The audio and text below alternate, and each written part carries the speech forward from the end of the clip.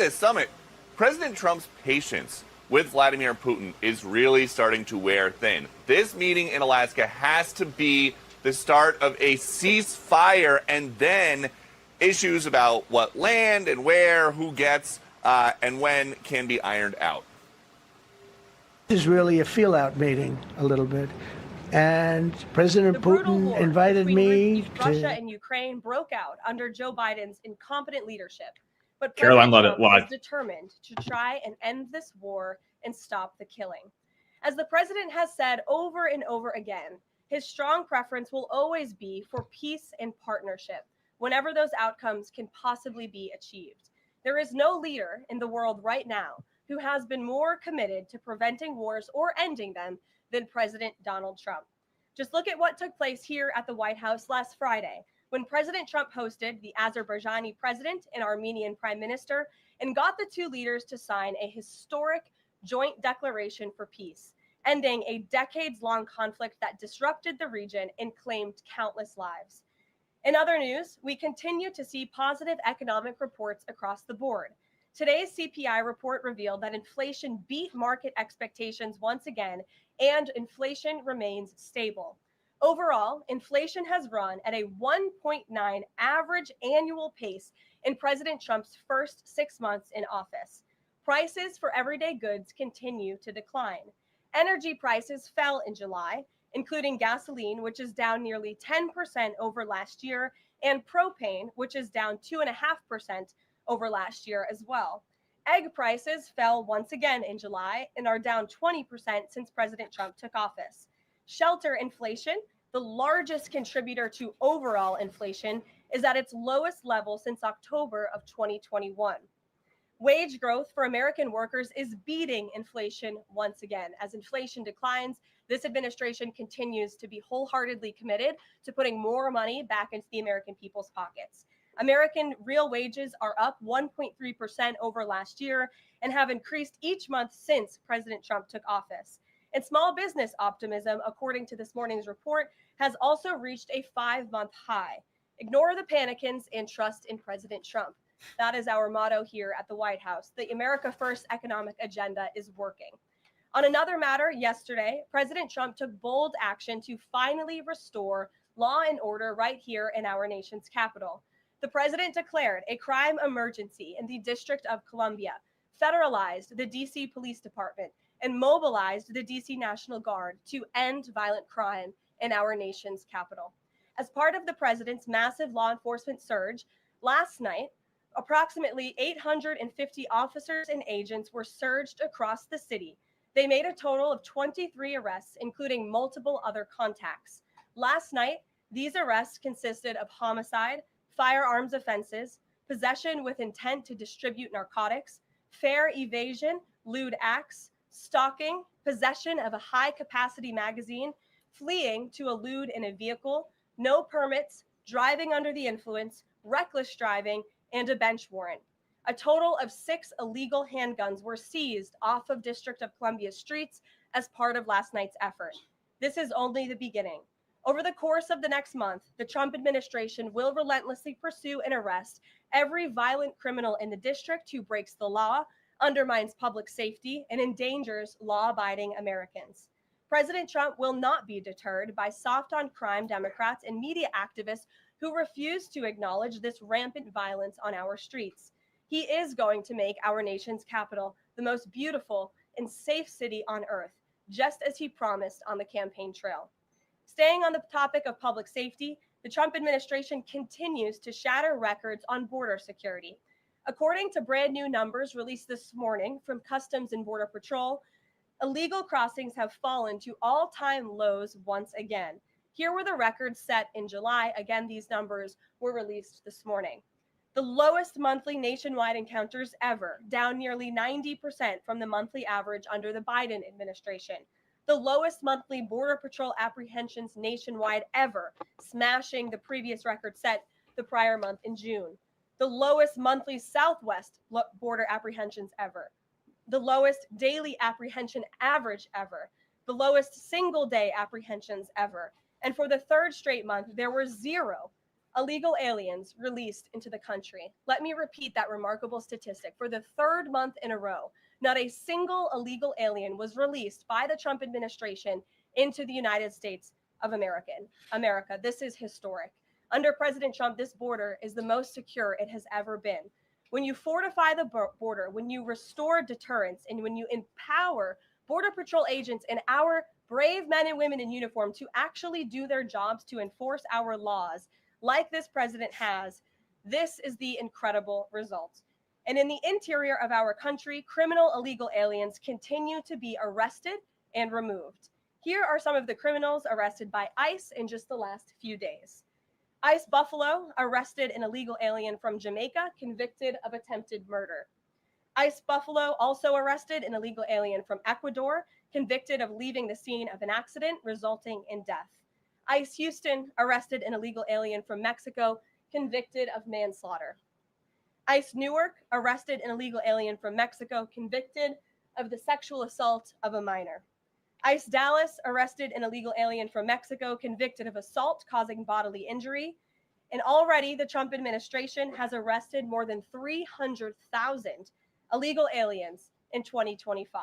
Again, more than 300,000 illegal alien criminals have been arrested in the interior of our country in the first 6 months of this administration.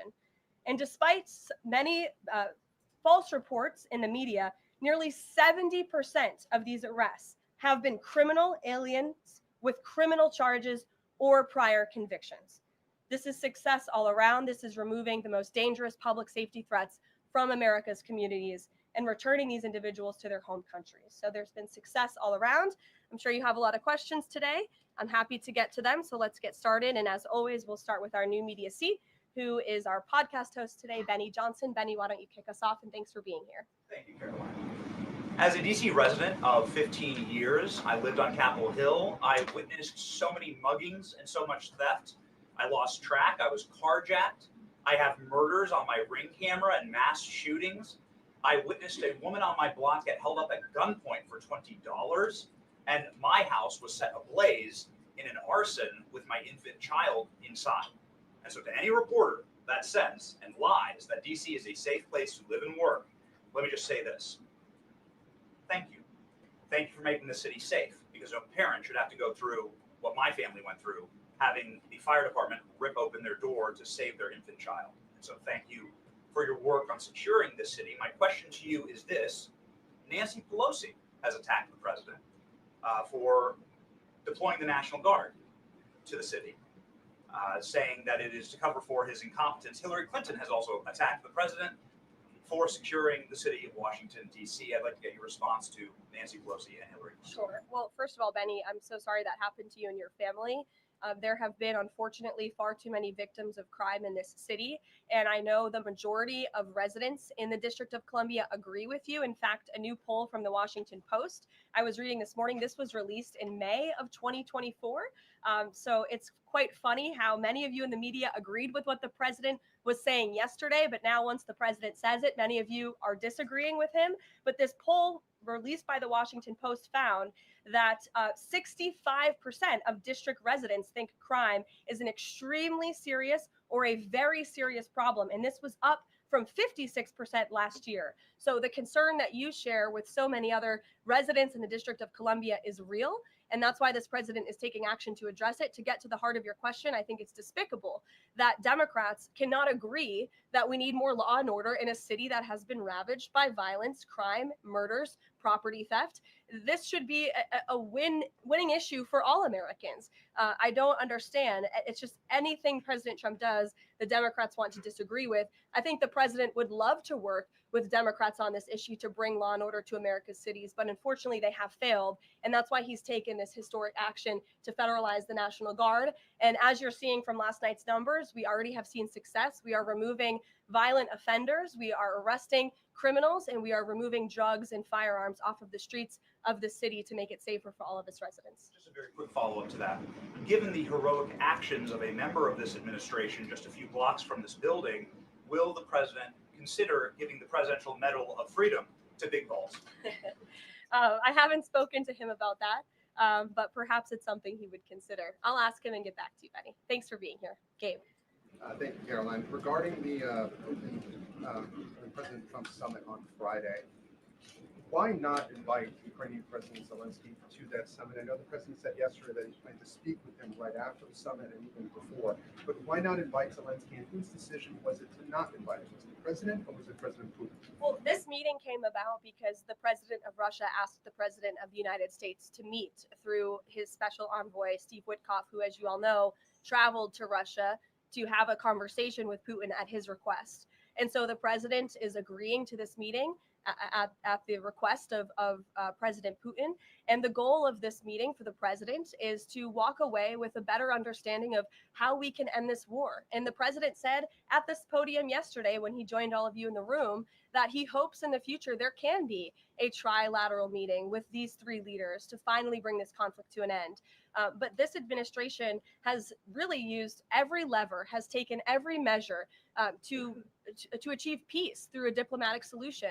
And I think the president of the United States getting in the room with the president of Russia, sitting face to face rather than speaking over the telephone, will give this president the best indication of how to end this war and where this is headed. On something that happened yesterday, but I wanted to get the White House response. A judge ruled that the grand jury transcripts in Ghislaine Maxwell's case should not be released. What's the White House response to that? And do you plan to appeal? And what do you tell President Trump's supporters who want that information released? We think that decision is unfortunate. Of course, we moved to unseal that information because the president has said he wants to see credible evidence released. As for the appeal process, I would defer you to the Department of Justice for that. Rachel. Thanks so much, Caroline. We're learning that President Trump spoke with Ukrainian President Zelensky. I was curious if you can share any more details about their call, and did Zelensky give President Trump any red lines, any non-starters ahead of this summit on Friday? Look, I don't want to reveal the private conversations between the president and President Zelensky, but what I can tell you is that the president has deep respect for all parties that are involved in this conflict and are trying to bring this conflict to an end. After Special Envoy Witkoff returned from his meeting with President Putin in Russia, his first phone call was to President Trump. And President Trump's first phone call was to President Zelensky and to our friends in Europe to keep everybody in the loop about where the United States can see moving the ball forward to end this conflict. And so we continue to be very much engaged with President Zelensky and the Ukrainians, but also our allies in Europe as well. And then just one more for you. How does the president measure success coming out of this meeting? The president at times has suggested that Putin might be tapping him along. Is he prepared to walk out of this meeting if he senses that Putin is not serious about ending this war? I think I just answered that question for you and what the goal and the expectation of the meeting is. And I won't jump ahead of any hypotheticals, and I'll leave it to the president to speak to all of you after the meeting, which I'm very confident he will. Steve. Is he optimistic that a deal will emerge from this meeting, or is he simply going to listen? I think this is a listening exercise for the president. Look, only one party that's involved in this war is going to be present. And so this is for the president to go and to get, again, a more firm and better understanding of how we can hopefully bring this war to an end. Caroline, how did you settle on Alaska as the site for this? There were some other sites being discussed. Is this like it was a midpoint between the two meetings? There were many sites discussed, but of course, Alaska is a state within the United States of America. So the president is very honored and looks forward to hosting President Putin on American soil. Is there a joint news conference plan, or will the president have a solo one? What sort of scheduling stuff? Yeah, the mechanics and the scheduling, Steve, are still being ironed out. For Friday, we're working with our Russian counterparts to put those plans into action. And of course, we'll keep you all apprised on the logistical details of Friday as soon as we get them. Charlie? The president said at the podium yesterday twice that he was planning to go to Russia. Was that a verbal slip up, or does he actually plan to go to Russia? Perhaps there are plans in the future to travel to Russia. And on Friday, the president will be meeting with the Russian President Vladimir Putin in Alaska, as you know. Phil? Last week, the president said the CEO of Intel was highly conflicted, seeming to cite his past investment with Chinese companies that were doing business with the Chinese military. Yesterday, he called his meeting with that CEO a success. So what can you tell us about what the Intel CEO said to President Trump that changed his mind? The president put out a statement that you cited, Phil. I will leave it at that. He shared his thoughts on that meeting and how it went. And for any further comment on that, I'll leave it to him to make. Will the Bureau of Labor Statistics continue to put out monthly jobs reports? Well, look, what I'll tell you about the Bureau of Labor Statistics, I believe that is the plan and that's the hope, and that these monthly reports will be data that the American people can trust. As you know, the Bureau of Labor Statistics has made massive revisions after the last several points reports that they have put out. And there has certainly been a decline in the quality and the reliability of data coming from the Bureau of Labor Statistics, and there's been an increase in revisions. And this president and the administration is finally tackling this problem that so many have talked about. And the president is actually doing something about it. We need to restore new leadership that we can trust. As you know, the president has appointed someone new to take over the BLS. And so we need to look at the means and the methods of how the United States is acquiring this very important data. And all of that is going to be done. And the goal, of course, is to provide honest and good data for the American people to make very important economic decisions on. Michael. Thank you, Caroline. Two questions, if I may. The president has talked about land swaps between Russia and Ukraine. Vladimir Putin says he wants Russia to hold on to Russian-occupied territory in eastern Ukraine. Is the White House at all concerned about the messaging that potentially giving over or allowing for Russia to maintain its occupied territory in eastern Ukraine, what that might say to other U.S. adversaries like China? Look, right now, the president of the United States has done more to end this war than his predecessor, Joe Biden, who allowed this war to take place. This war, don't forget, happened at the result of the weakness and the incompetence of the previous administration. And so the president inherited this conflict, and he is determined to end it. And it's a very complex and complicated situation.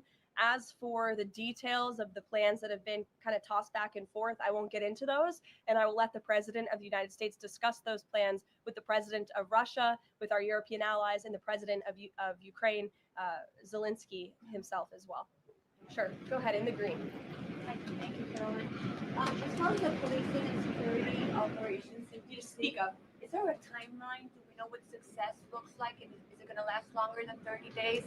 And also, is there going to be an immigration enforcement aspect to this? So can you speak up a little bit? The air conditioning is bumping in here for all of you today after yesterday's heater. So we've got to talk up. You're welcome. Go ahead. Is there a timeline for the security operations here in DC? And also, is there going to be an immigration component to this? And what would that look like? Look, if law enforcement officers encounter a criminal in this city, and they are an illegal alien, of course, the appropriate measures to detain and deport that individual will be taken, as they should. No city should be a sanctuary for anyone other than law-abiding American citizens, and that has been the position of this administration since day one. As for the timing, we will reevaluate and reassess and make further decisions after this 30-day period is up.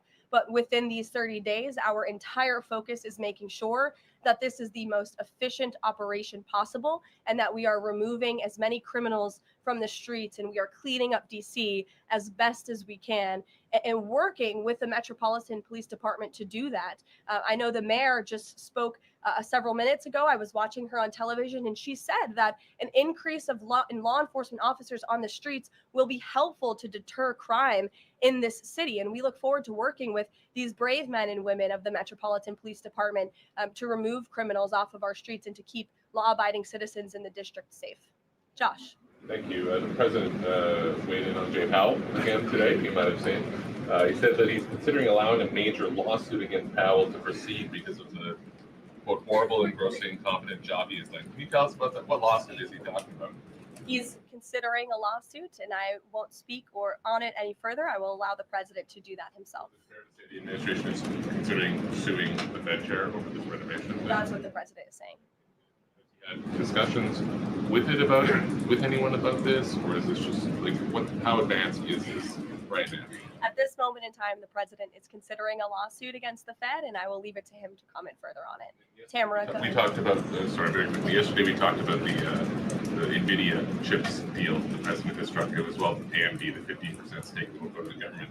Do you have any detail on how that came about? The president said he asked for 20% from NVIDIA. Did he make the same 20% ask to AMD, and/or is this something the administration is looking to do with other either chips or products, going forward? Is this a model it wants to build on? Well, look, right now it stands with these two companies. Perhaps it could expand in the future to other companies. I think it's a creative idea and solution. The legality of it, the mechanics of it is still being ironed out by the Department of Commerce, and I would defer you to them for any further details on how it will actually be implemented. But again, this was another idea of the president and his brain trust on his trade team to try to, get good deals for the American people and the American taxpayer. The report that China is discouraging use of the H20 to some companies. Since this, we're reporting that overnight there was private guidance sent to companies, not banning the chip, but urging them to steer away from it. I wonder if you have any response to that. I haven't read the report. I will, and we'll get you a comment on it. Tamara. Thank you. Last week, the meeting with Putin was sort of described potentially as an opportunity for a deal. Now it's a feeling out. Has there been a shift in expectations within the White House or an effort to temper expectations about what success looks like for this meeting? Well, I mean, look, I think both can be true, right? The president has always said he wants a peace deal. He wants to see this war come to an end. But this bilateral meeting is a bilateral meeting between one party in this two-party war, right? You need both countries to agree to a deal. The president is accepting this bilateral meeting with Putin on Friday, and I will let him speak further to it after it concludes about how he felt it went. Also, completely unrelated topic, regarding the president's efforts in Washington, D.C., do you have any specifics about how homeless people will be dealt with, where they would be moved to? What does this look like? I do, yes. And it's an important question. So thank you for raising it. The Metropolitan Police Department, with the support of the new federal agencies who have been surging on the streets of the District of Columbia, are going to enforce the laws that are already on the books here in Washington, D.C. For far too long, these laws have been completely ignored, and the homelessness problem has ravaged the city. So D.C. Code 22-1307 and D.C. Municipal Regulation 24-100 give the Metropolitan Police Department the authority to take action when it comes to homeless encampments. So homeless individuals will be given the option to leave their encampment, to be taken to a homeless shelter, to be offered addiction or mental health services. And if they refuse, they will be susceptible to fines or to jail time. Again, these are pre-existing laws that are already on the books. They have not been enforced, which is part of the reason for this federalizing of the National Guard to bring in this assistance for law enforcement. While we are targeting criminals and trying to remove criminals off of the streets, we also want to make DC safe and beautiful, and that involves removing mentally disturbed individuals and homeless encampments as well. So we will be using these regulations and code that already exists to clean up our streets. And we've already had great success. Not many of you picked up on this, but the United States Park Police has actually done remarkable work in terms of removing homeless encampments from the city. Since the president signed this executive order in March, 70 homeless encampments have been removed by the U.S. Park Police. There are only 2 homeless encampments remaining in DC federal parks under the National Park Service's jurisdiction, and the removal of those 2 remaining camps is scheduled for this week. So the U.S. Park Police will be leading this effort alongside MPD. Just very quickly, he had talked in one of his social media posts about moving them very far outside of the city. Is that off? No, it's not off. We're exploring how we could do that. But again, homeless shelters, offered addiction and mental health services, or jail if they refuse are the options on the table right now. And we'll continue to explore that option. Sure. Thank you so much, Caroline. President Zelensky said moments ago that he thinks Russia is preparing for a new offensive on at least 3 different areas of the front line. Is this something that you could confirm based on U.S. intelligence? And if the president sees that Putin is indeed planning major new offensive or moving troops, would he call off the meeting on Friday? I'm not in a position to confirm or deny or comment on that intel at this time. Monica. Thanks, Caroline. My question involves Russiagate. A whistleblower alleges that then Congressman Adam Schiff approved leaking classified information to smear President Trump's image during the Russiagate scandal. Does the president plan to investigate Adam Schiff, and what would accountability look like if more information confirms this report?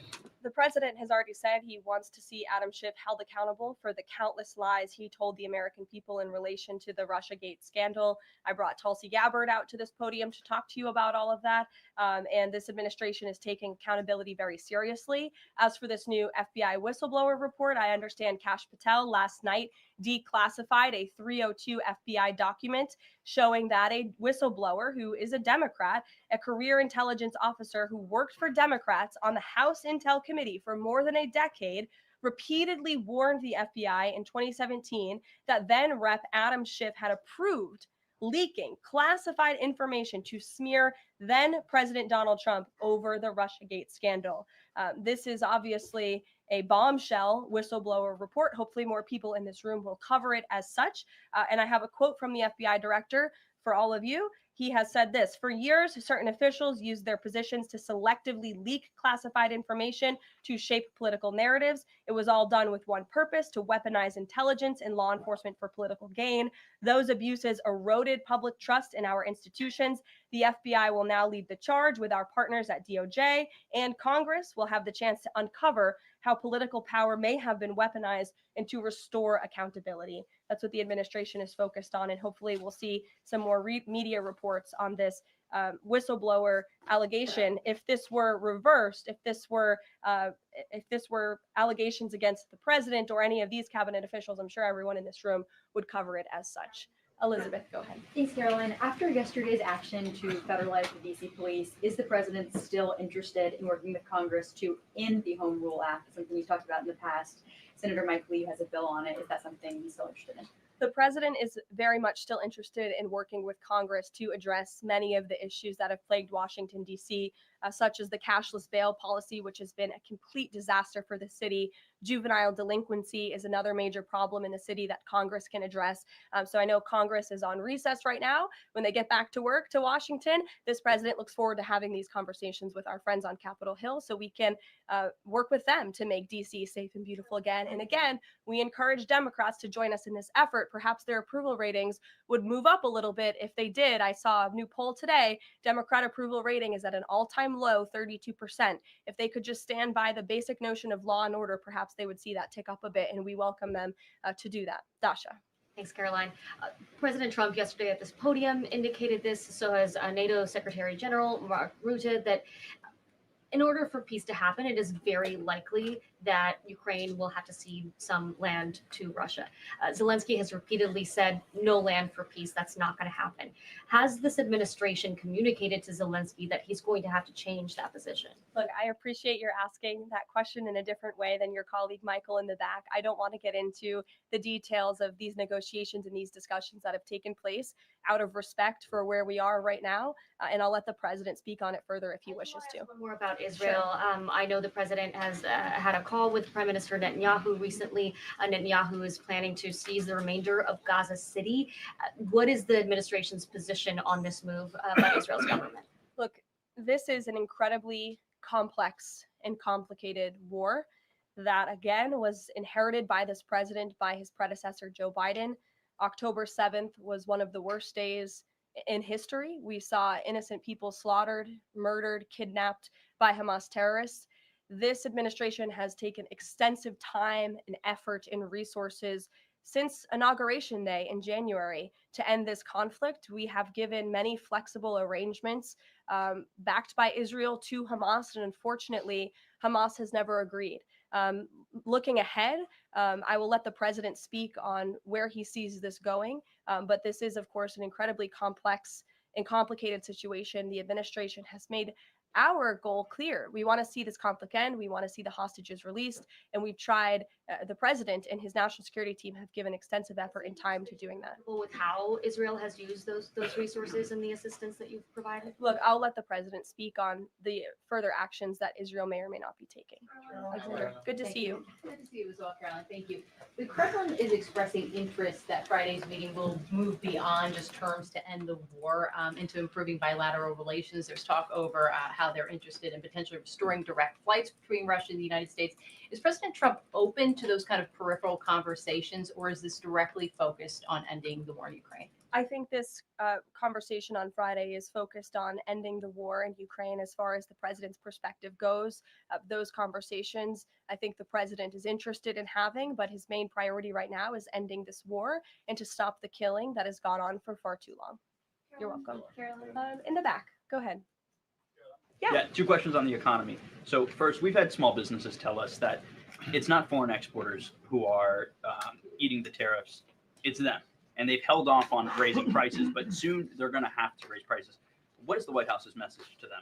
The White House's message to our small business owners across the country is you have never had a better ally or friend or supporter in this White House than President Donald Trump, who is a businessman himself, who understands your concerns and who wants to restore wealth back to our country through the powerful use of tariffs. And that's what he's focused on doing while simultaneously driving down costs. You have to remember, we are 6 months into this administration, and we had a president who had no business experience, had no idea what he was doing, and who funneled billions of wasteful spending dollars into our economy, which created the worst inflation crisis in a generation. Now this president is focused on tackling inflation, deregulating, cutting costs, cutting red tape to make it easier for small business owners to thrive.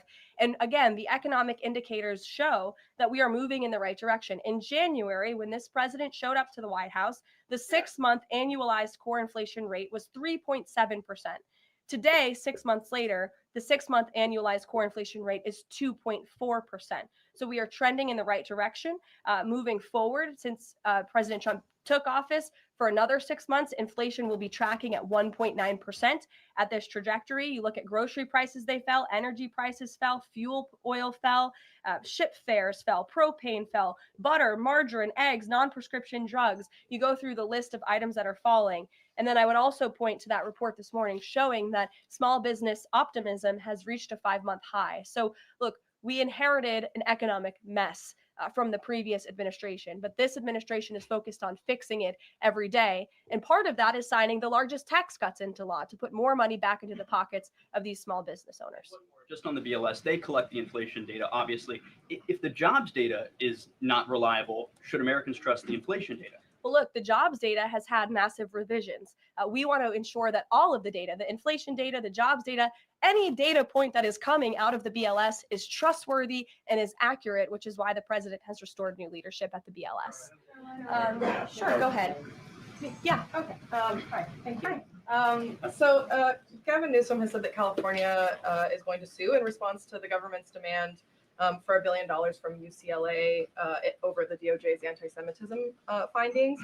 Newsom has called this extortion and ransom. So I'm wondering what the White House's response is to Newsom on UCLA. Bring it on, Gavin. This administration is well within its legal right to do this, and we want to ensure that our colleges and our universities are respecting the First Amendment rights and the religious liberties of students on their campuses, and UCLA has failed to do that. And I have a whole list of examples that I will forward to Gavin Newsom's press office if he hasn't seen them himself. Brett. Thanks, Caroline. What was the reason that President Trump chose to move on from Billy Long as IRS commissioner? Look, I think the president wants to see Billy Long as the ambassador to Iceland. As you know, that is where he will be headed. And the president loves Billy Long, and he thinks that he can serve the administration well in this position. For now, Secretary Scott Besson will be the acting IRS commissioner. Timeline for announcing a new pick? Go ahead.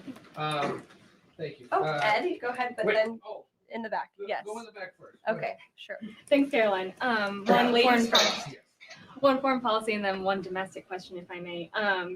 There are roughly 30,000 children from Ukraine who have reportedly been abducted and are kind of dispersed around Russia. They've been showing up on these websites for adoption. Is their return a red line for the president in any deal ending the war? The administration is aware of these reports. I don't want to set red lines for the president on his behalf from this podium.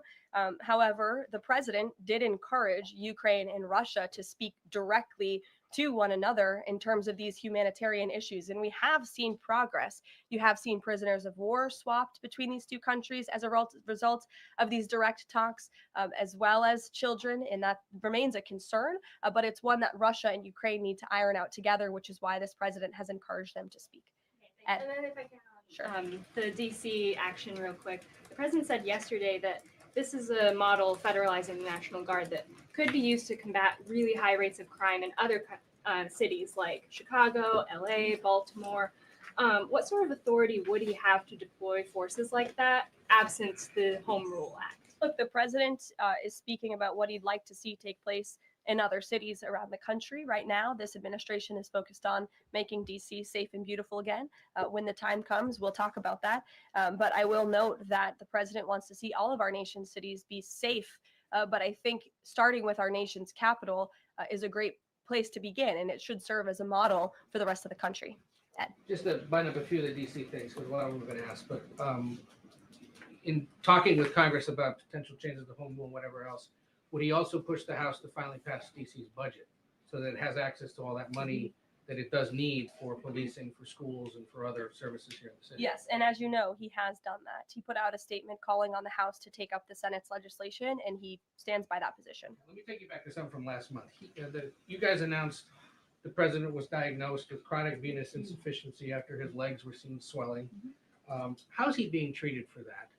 And while you were upfront about those health issues, curious if the White House would be willing to let us speak with his physician directly about those health issues. I know there were a lot of concerns about the last White House not making the physician available. Would the physician be available in this case? I don't want to make that commitment on behalf of the physician, but it's certainly something we can look into and explore out of the effort of transparency, because unlike the previous White House, there is nothing to hide. You guys see this president working around the clock, literally 24/7, all of the time, and I will be happy to look into that request. Can we at least get an update on how he's being treated for the swelling legs and for the hands and the other issues? Look, you see the president every day. He's moving, he's working, he's continuing. There have been no adjustments made to his lifestyle. Thanks, Caroline. I have two questions, one on DC, but on the Putin meeting on Friday, does the president plan to meet with Putin one-on-one? Yes, that's part of the plan. And as for the other mechanics and logistics, I will let our team speak to that when they're ironed out. And on what's happening in DC with the federal takeover, what we've heard from the mayor and the police chief is that their understanding is there has been no change in the leadership structure. In the White House's view, who is in charge of the MPD right now? If you read the executive order, it will tell you the leadership structure is as follows. We plan to work with the Metropolitan Police Department, but ultimately the chain of command is as such. The President of the United States, the Attorney General of the United States, our DEA Administrator, Terry Cole, who is now serving ahead of the Chief of the Metropolitan Police Department. They will be working together. Nope, Terry Cole, as you heard from this briefing room yesterday, is in charge of the Metropolitan Police Department, and he's working with the chief to ensure that law enforcement officers are allowed to do their jobs in this city. Caroline? Joey. Yeah, thanks, Caroline. I know you said earlier the hope is to maintain monthly job reports, but the president's new nominee for BLS Commissioner E.J. Antoni recently told Fox Business that the BLS should suspend issuing monthly job reports and only issue quarterly reports until the jobs data methodology is corrected. So does the president disagree with that assessment that his nominee is said there, or suspending these monthly job reports a real option? I think he floated the idea of possibly suspending until they can get the data and the methodology in order.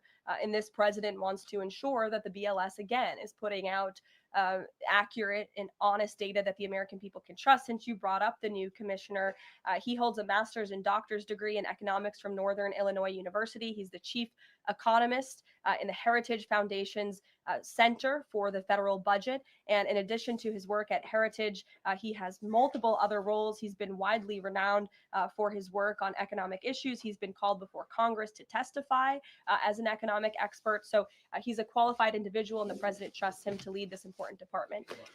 Take a couple more questions. Sure, go ahead. Given that the administration now has jurisdiction over MPD, can we expect, does that mean like personnel changes, hiring, firing? Can we expect leadership changes internally in the Metropolitan Police Well, Department? I just walked through what the leadership structure looks like right now. Within the uniformed police department, right? I mean, does that mean that the Attorney General, others kind of have the ability to make those personnel decisions? I would imagine it means they have the ability. As for any changes, I'm not tracking any. Again, we look forward to working alongside the Metropolitan Police Department. And we did that last night successfully, and we hope we can do that for the next 29 nights. Go ahead. Yes. So a lot of reports that ICE agents detained a 15-year-old student with disabilities outside an LA high school, even leaving bullets on the sidewalk. How does the Trump administration plan to ensure parents that their children can return to school without fear of being wrongfully detained or endangered by federal agents? Where'd you see that report? Okay, well, I'll have to look into the veracity of that report. I read the LA Times almost every single day, and they are notorious for misleading the public. I'm sure there's more to that story than the way that you just characterized it. This administration wants to ensure that all school children across the country in every city from Los Angeles to DC can go to school safely. And that's part of this administration's effort to federalize the National Guard in Washington, to ensure that ICE is removing child predators. I just read you a list of a handful, just a handful of the hundreds of thousands of child predators that this administration is removing off of the streets of Los Angeles and every other community across this country, because we want to ensure this is a country where American school children can be safe, where they can prosper, and where they are not threatened by violent criminals, whether they are illegal or whether they are American citizen homegrown criminals, as this president calls them. So I will gladly go check on that report, and I'll get you the facts. Thank you. Caroline.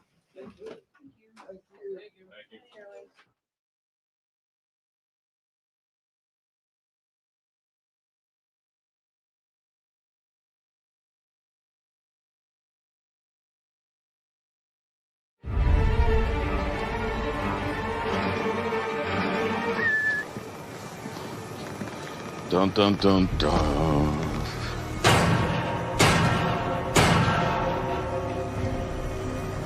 Little pig, let me in. It's the daily show where the truth gonna be. Faith and freedom on your TV screen. Stand up tall, run from CBP, but don't ever fear. It's the Danny Show. It's like the Benny Show, but with better hair. From the border to the stage, Danny sharp like a blade.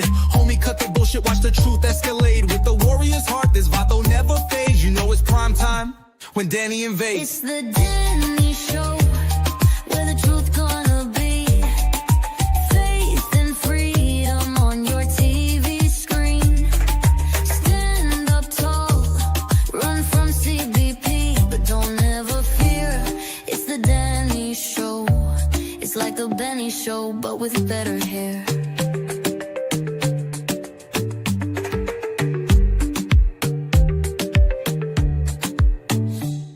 From the border to the stage, Danny sharp like a blade. Homie, cut the bullshit, watch the truth escalate. With the warrior's heart, this vato never fades. You know it's prime time when Danny invades. It's the Danny Show, where the truth gonna be. Faith and freedom on your TV screen. Stand up tall, run from CBP, but don't ever fear. It's the Danny Show. It's like the Benny Show, but with better hair.